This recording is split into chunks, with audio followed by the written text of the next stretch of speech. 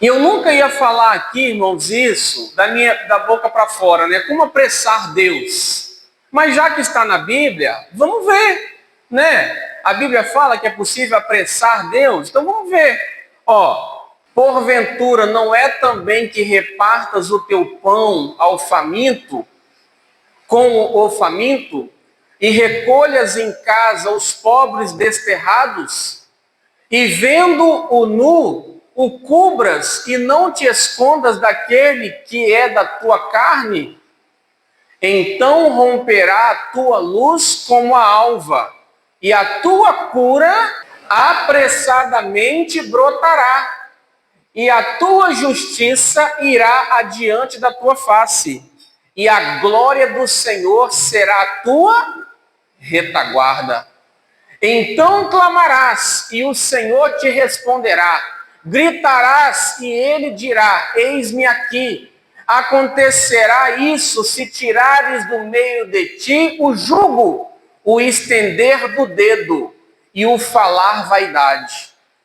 E se abrires a tua alma ao faminto e fartares a alma aflita, então a tua luz nascerá nas trevas, e a tua escuridão será como o meio-dia. E o Senhor te guiará continuamente, e fartará a tua alma em lugares secos, e fortificará teus ossos, e serás como um jardim regado, e como um manancial cujas águas nunca faltam. Muitas promessas. A gente vê aqui o texto falando sobre muitas coisas. E uma delas que a gente viu é que se nós repartirmos o pão com o faminto, dermos roupas para aqueles que não têm, ajudar a abençoar o próximo, tirar o dedo. Outra versão diz, aqui diz o apontar do dedo. Em outra versão diz o dedo acusador. Não apontar o dedo para as falhas dos outros. Então ele está dizendo, a tua cura brotará apressadamente. Aqui fala tirar o jugo das pessoas. Ou seja, aquilo que está pesado, que está pesando a vida delas, que está oprimindo as pessoas. Nós precisamos levar a palavra, levar o socorro, o amor, o abraço, o conselho, a fé, para que essas pessoas alcancem a libertação delas. E aí a nossa cura brotará apressadamente. Então é possível apressar um processo? É. Como? Fazendo a vontade de Deus. E esse capítulo, ele vai falar sobre o jejum. Ele fala, qual é o jejum que eu quero? Será que é vocês ficarem sem comer e continuarem pecando, maldizendo, caluniando? Não, não é esse o jejum que eu quero, Deus fala. Mas é que vocês repartam o pão com o faminto. Que vocês dê vestes para o nu, aquele que precisa. Olha bem. Então é por isso também que Jesus vai dizer o seguinte: dai e ser-vos-á dado, boa medida, recalcada, sacudida e transbordando vos darão. Porque com a mesma medida com que medirdes, também vos medirão de novo. Irmãos, nós, muitas vezes, corremos atrás das coisas. Nós estamos lutando para alcançarmos as coisas. Com certeza a gente quer pagar as nossas contas, a gente quer reformar nossa casa, a gente quer trocar o nosso carro, a gente quer pagar a escola do filho. Nós temos muitos sonhos, muitos projetos. Isso não é errado, isso é saudável. Uma pessoa que não tem projeto, não tem sonho, não tem perspectiva, não tem desejo de crescer, ela pode estar tendo uma dificuldade de se alegrar com a vida. Então é normal que a gente queira tudo isso que eu falei. Então, ao invés de nós estarmos lutando para alcançar para nós deveríamos estar nos empenhando para abençoar o outro. E às vezes nós nem sequer pensamos no outro. Muitas vezes nós nos protegemos uns dos outros. Quando nós achamos que uma pessoa pode tentar tirar a nossa paz, tirar o nosso sossego, tirar um dinheiro de nós, alguma coisa, nós já ficamos armados. E às vezes nós atacamos, nós nos defendemos. Enquanto Jesus está dizendo assim, olha, faça, ofereça, abençoe. Por quê? Porque Ele não está tirando de você. Ele está te dando a oportunidade de você dar para que Deus te abençoe. Então por isso que Jesus fala, se te ferir a face, dê a outra. Se te tomar a capa, dê a túnica. Não resista àquele que tentar tomar algo de você. Ele fala. E ele vai dizer aqui também, Paulo falando, vocês mesmos sabem que estas minhas mãos supriram minhas necessidades e as de meus companheiros. Em tudo o que fiz, mostrei-lhes que mediante trabalho o quê? Árduo, devemos ajudar quem? Os fracos. Lembrando as palavras do próprio Senhor Jesus que disse, a maior felicidade em dar do que em receber. Irmãos, a Bíblia deixa claro, a tua cura brotará apressadamente, a luz, a glória do Senhor será a tua retaguarda. Vocês viram aqui? A tua luz romperá nas trevas, a tua justiça romperá como o sol do meio-dia. Quando? Quando vocês derem comida ao faminto, vestir o nu e tirar o dedo acusador, o jugo opressor. Dai e ser-vos-á dado. Como? Boa medida, recalcada, sacudida e transbordante vos darão. Isso não significa que para eu fazer isso eu preciso ter muito. Não, ela tinha pouco. Vocês se lembram daquela viúva que entregou as 2 moedinhas que ela tinha? E Jesus disse, essa aí entregou mais que todo mundo. Por quê? Porque era tudo que ela tinha para o seu sustento. Enquanto os outros entregaram aquilo que estava sobrando, ela entregou aquilo que ela precisava para comer. E com toda certeza Deus não deixou que aquela mulher morresse de fome, eu creio. Deus, Ele quer fazer milagres, mas Ele precisa de corações sinceros e arrependidos. E é isso que o texto está dizendo para nós em Isaías. Nós precisamos entender os propósitos de Deus, irmãos, para sermos abençoados. Por que às vezes parece que está demorando tanto? Aqui Deus está falando apressadamente, a tua cura vai chegar. E por que está demorando tanto? Porque eu não entendi ainda o que é prioridade para Deus. Eu estou colocando o meu conforto, eu estou colocando a minha vida pessoal, os meus projetos, os meus sonhos, a minha alegria, e eu não estou pensando em ninguém. Talvez no máximo ali na minha esposa, na minha filha.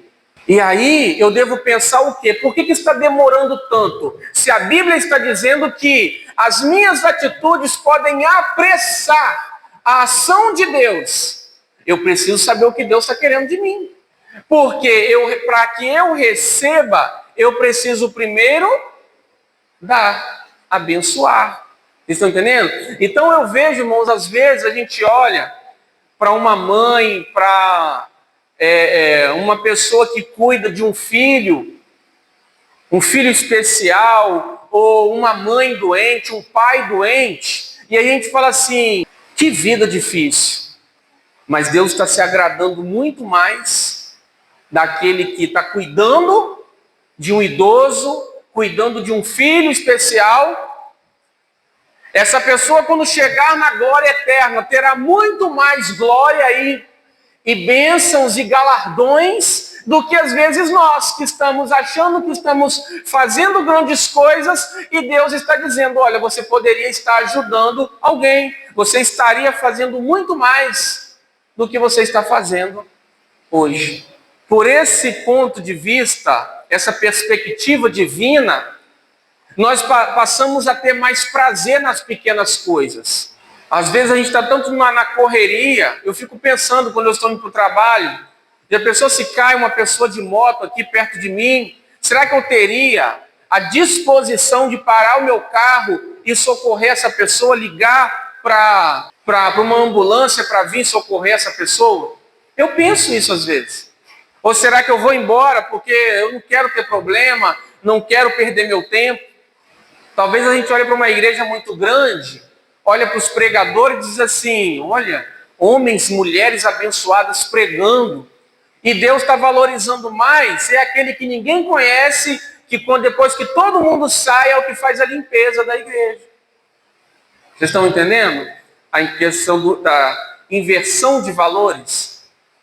E aí Deus abençoa, Deus honra, Deus dá saúde. Por quê? Porque a tua cura brotará apressadamente. Às vezes a gente está falando assim, essa pessoa da minha família, ai, ela só me cansa, me dá trabalho. Aí Deus olha e fala assim, você só está vivo por causa dessa pessoa, porque você serve para cuidar dessa pessoa. Se você não tivesse essa pessoa para cuidar, talvez ele tinha até te recolhido, porque você estaria perdido em algum lugar. Eu penso disso na minha vida, irmãos. Por quê? Porque eu sei que eu tenho uma mãe idosa, que precisa de coisas para eu estar fazendo, e às vezes isso já me aborreceu muitas vezes, mas aí eu paro para pensar e digo, Senhor, talvez é isso que está me mantendo vivo. Se eu começar a parar de fazer as coisas para o Senhor, cuidar da tua igreja, cuidar da família, cuidar da minha esposa, cuidar da minha filha, talvez se eu estivesse por aí, vivendo uma vida só de prazeres, como algumas pessoas aí pensam, né? Ah, não vou casar, não vou arrumar compromisso para mim, não vou ter filho. Por quê? Por que não querem? Porque querem pensar só nos seus prazeres, não querem ter responsabilidade com ninguém. Isso é o que acontece? Morre cedo. Por quê? Já viu aquele ditado? Quem não serve para...